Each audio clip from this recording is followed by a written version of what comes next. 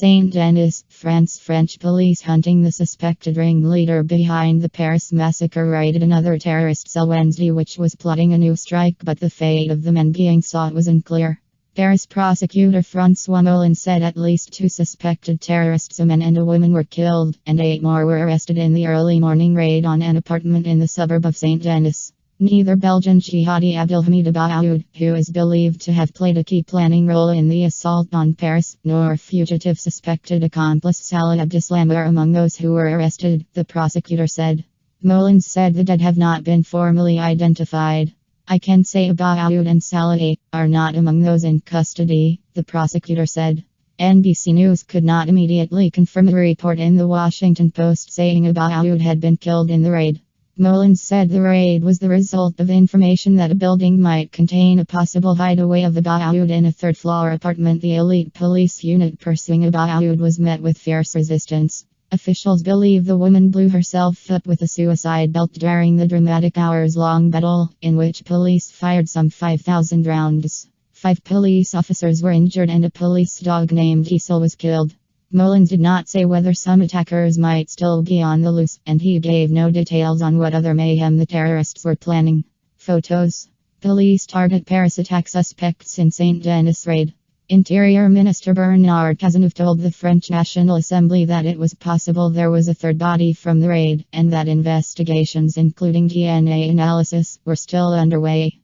It's possible that Abdelhamid Abaaoud was in the apartment this morning, Cazeneuve's spokesman Pierre-Henri Brandit told local media. Heavy gunfire was heard for several hours beginning around 4:30 am, local time 10:30 pm. At Tuesday, in the northern district of Saint-Denis, Véronique Hauneau, 43, was holed up in an apartment across the street from the operation with several neighbors and heard explosions at irregular intervals. We heard so many booms, she told NBC News. I'm shaking. We are very scared. I can't stop crying. Witness Abdel Nour Al-Jazari, an unemployed Algerian immigrant, told NBC News that he saw police raiding a building and heard intense gunfire beginning at 4:30 am. A local resident who lives nearby said that he heard lots of shots between 4:30 am and 6:30 am, local time. I was sleeping, said the man, who identified himself only as Alexander.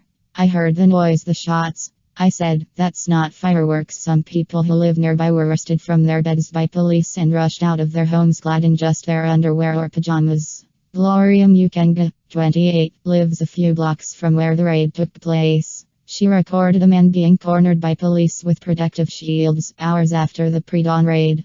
One officer shouted at the man in English, "On your knees, show me your back." It is unclear if he was one of the 8 detained. We all thought they terrorists were gone, to think that they were right next to us all along, Mukenga told NBC News. Saint-Denis is a mostly low-income area that's close to the Stade de France, a 81,000-seat venue which was targeted by 3 suicide bombers during a game involving the national team and Germany on Friday. Police said they were following the female suspect, who was believed to have a connection to the terrorists. The subsequent operation involved 110 officers from France's elite raid unit.